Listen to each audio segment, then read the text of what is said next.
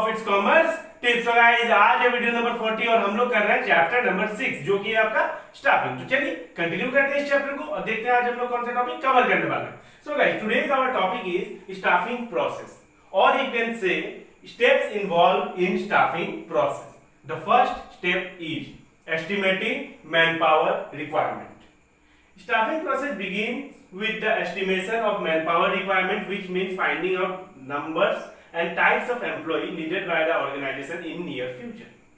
सबसे पहला स्टेप जो आपको स्टाफिंग प्रोसेस में आपको करना होगा कि आपको सबसे पहले पता लगाना होगा कि आपके ऑर्गेनाइजेशन में कितने एम्प्लॉय की जरूरत है। ओके, सबसे पहले आपको ये पता लगाना है कि आपके ऑर्गेनाइजेशन में कितने मैन पावर की रिक्वायरमेंट है, कितने एम्प्लॉय की रिक्वायरमेंट है। ओके, सबसे पहले ये पता लगाना। ओके, और एक यहाँ पे लाइन लिखा हुआ है, देखो types of employ. Types of employ means finance department में कितने बंदे चाहिए, परचेज डिपार्टमेंट में कितने चाहिए, प्रोडक्शन डिपार्टमेंट में कितने चाहिए, मार्केटिंग डिपार्टमेंट में कितने चाहिए, ये पता लगाना टाइप्स ऑफ एम्प्लॉय। मान लो फाइनेंस में 1 बंदा और चाहिए, प्रोडक्शन में 6 बंदे और चाहिए, परचेज में 2 बंदे और चाहिए और मार्केटिंग में 3 बंदे और चाहिए। तो टोटल 6, 7, 8, 9, 10, 11, 12 जॉब पोजीशंस के लिए हमें 12 एम्प्लॉय की रिक्वायरमेंट आ चुकी है। हमें पता चल चुका है कि हमें 12 एम्प्लॉय चाहिए अभी इस वक्त ऑर्गेनाइजेशन में। ओके, तो सबसे पहले ये पता लगाना कि हमें कितना एम्प्लॉय की रिक्वायरमेंट है। और ये कैसे पता लगेगा? For estimating man power requirement company will take following 3 steps. 3 steps लेगा कंपनी। कौन सा? Workload analysis, workforce analysis, comparing both to find out requirement. Workload analysis means आपके कंपनी में, आपके ऑर्गेनाइजेशन में कितना वर्कलोड है, कितना काम है, पहले ये एनालाइज करो। ठीक है, उसके बाद आप एनालाइज करो कि वर्कफोर्स एनालिसिस आप कितने लोग काम कर रहे हैं। ओके, उसके बाद आप दोनों को कंपेयर करो। मान लो काम इतना है और बंदे इतने हैं, थोड़े से और चाहिए, मतलब और 12 चाहिए। तो आपको पता चल गया दोनों को कंपेयर करके कि वर्कलोड थोड़ा ज्यादा हो चुका है, कुछ लोग और चाहिए। ओके, तब ये जॉब पोजीशंस जो खाली है वो फिल हो जाएंगे। ओके, तो कैसे पता चलेगा? पहले आपको एनालाइज करना होगा वर्कलोड कितना है, काम कितना है, फिर वर्कफोर्स कितना है, कितने लोग काम अभी कर रहे हैं एट प्रेजेंट, और उसके बाद दोनों को कंपेयर करके आपको पता चल जाएगा कि कितने की रिक्वायरमेंट है। ओके, फर्स्ट स्टेप समझ में आ गया। Next, recruitment.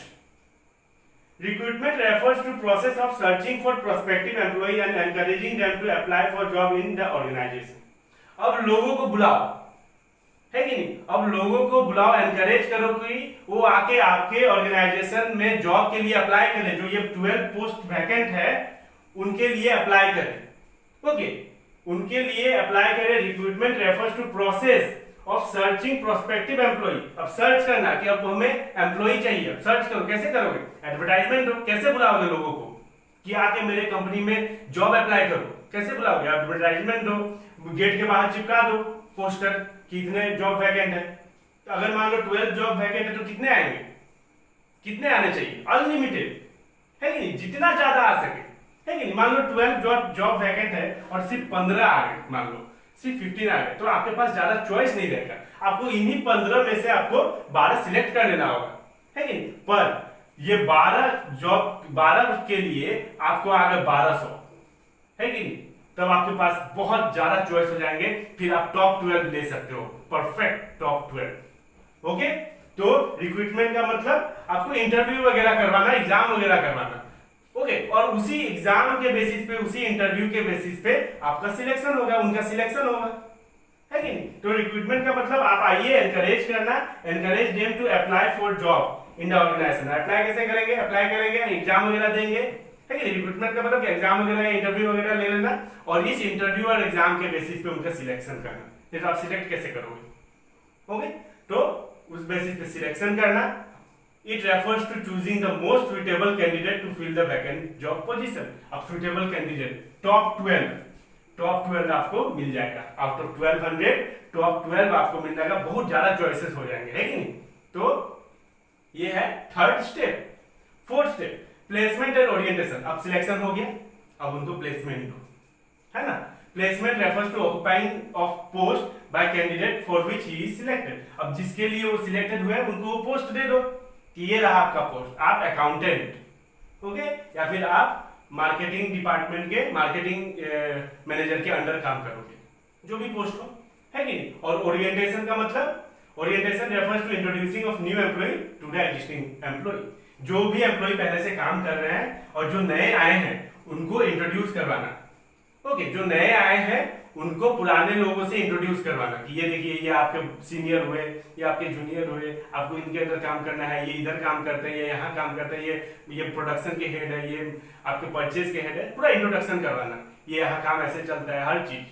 तो उसी कहते हैं ओरिएंटेशन, इंट्रोडक्शन करवाना, नए लोगों को पुराने लोगों से इंट्रोडक्शन करवाना। ट्रेनिंग एंड डेवलपमेंट, अब ट्रेनिंग करवाओ, कितना भी लोग पढ़ के आए हो, कितना भी स्किल हो, आपका ऑर्गेनाइजेशन का स्टाइल अलग होगा काम करने का, है कि नहीं। तो आपको ट्रेनिंग करानी होगी to improve the competence, improve कराने के लिए, वो तो जानते ही हैं। फिर इंप्रूव कराने के लिए to improve the competence of employ and to motivate them it is necessary to provide training and development opportunities for employees. ओके, तो यहां तक तो हो गया आपका स्टाफिंग प्रोसेस कंप्लीट। अब ये क्या है, आप बोलोगे सर ये क्या है, कुछ नहीं है। देखो, small organisation include 3 more step. ये तो हो गए जो लार्ज ऑर्गेनाइजेशन के लिए, ओके। 1 2 3 4 5, आपको 5 ही लिखने हैं, आप 5 ही लिखना। अब स्मॉल ऑर्गेनाइजेशन के लिए 3 और ज्यादा है, ओके। 3 स्टेप्स मोर, आपको 3 स्टेप ज्यादा लिखने होंगे, किसके लिए, for small organisation, for small business, okay. 3 step ज्यादा है। पहला है परफॉर्मेंस अप्रेजल, दूसरा है प्रमोशन एंड कैरियर प्लानिंग, तीसरा है कंपेंसेशन। तो चलिए इसको भी हम लोग इन डिटेल कवर कर देते हैं। Number 1, performance appraisal. After taking training and performing the job for some times, there is a need that employees' performance must be evaluated. Performance appraisal refers to evaluating the performance of employee against some standard. The standard are made known to employee in advance. अब मान लो एक employee नया नया एक company join कर रहा है कि नहीं, एक ऑर्गेनाइजेशन ज्वाइन किया, ओके। तो उसके ट्रेनिंग प्रोसेस खत्म होने के बाद, मान लो एक नया एम्प्लॉय ज्वाइन किया और उसके ट्रेनिंग प्रोसेस खत्म होने के बाद और कुछ दिन जॉब परफॉर्म करने के बाद, ओके, मान लो 5 महीना 6 महीना जॉब परफॉर्म करने के बाद उसके जो परफॉर्मेंस है उसको इवेलुएट किया जाता है, उसको एनालाइज किया जाता है कि परफॉर्मेंस उसका कैसा है, ओके। और एक स्टैंडर्ड पहले से ही सेट कर दिया होता है, जाता है ऑर्गेनाइजेशन के द्वारा, उनको पहले बता दिया जाता है कि हम एक स्टैंडर्ड सेट कर रहे हैं। फॉर एग्जांपल आप ले लो कि एक स्टैंडर्ड सेट कर रहे हैं कि मान लो 1 मंथ में आपको 100 यूनिट सेल करने हैं, ओके। ये स्टैंडर्ड सेट है, 1 मंथ में 100 यूनिट सेल करना, ये स्टैंडर्ड सेट है, पहले ही बता दिया जाता है उनको, ओके।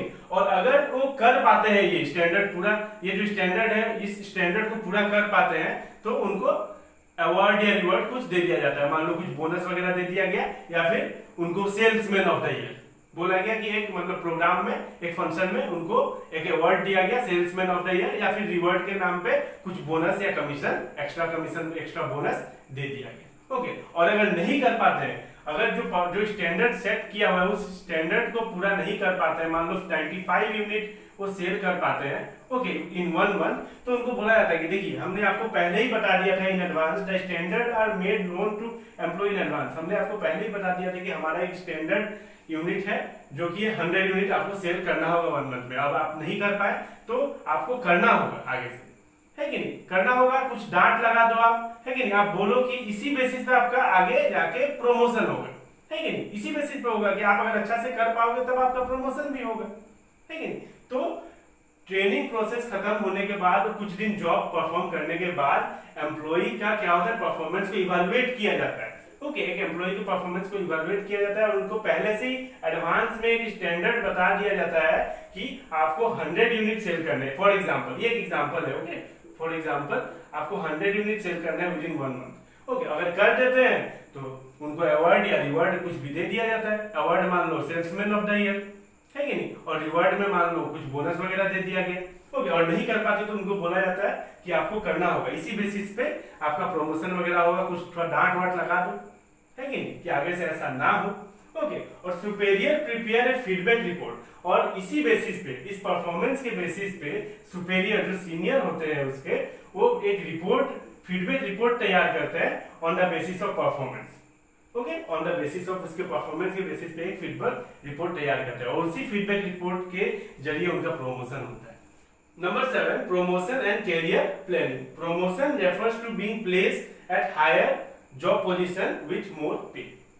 प्रमोशन का मतलब आपका जॉब पोजीशन, मान लो आपका जॉब पोजीशन है यहाँ पे लोअर लेवल पे, आपको ऊपर बिठा दिया गया मिडिल लेवल पे। ओके, आपको मान लो असिस्टेंट मैनेजर से मैनेजर बना दिया गया। फॉर एग्जांपल असिस्टेंट मैनेजर से मैनेजर बना दिया गया, किस बेसिस पे? Generally on the basis of feedback report of employees performance.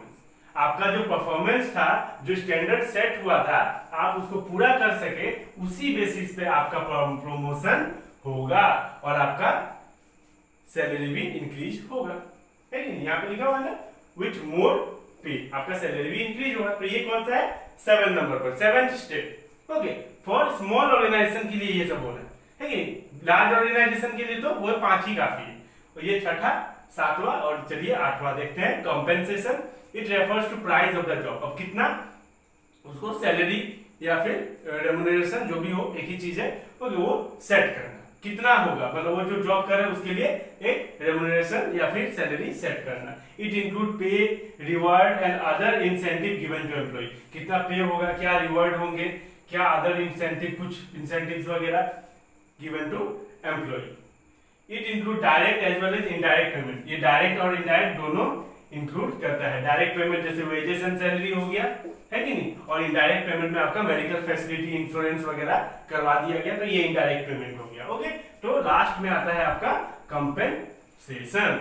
Okay, compensation means एक जो जॉब है उसके लिए एक प्राइस सेट करना, एक सैलरी सेट करना, एक रेम्युनरेशन सेट करना। ओके, तो आई होप आपको क्लियर हो गए होंगे क्या steps involve in staffing process. Okay, कितने स्टेप थे फॉर लार्ज ऑर्गेनाइजेशन?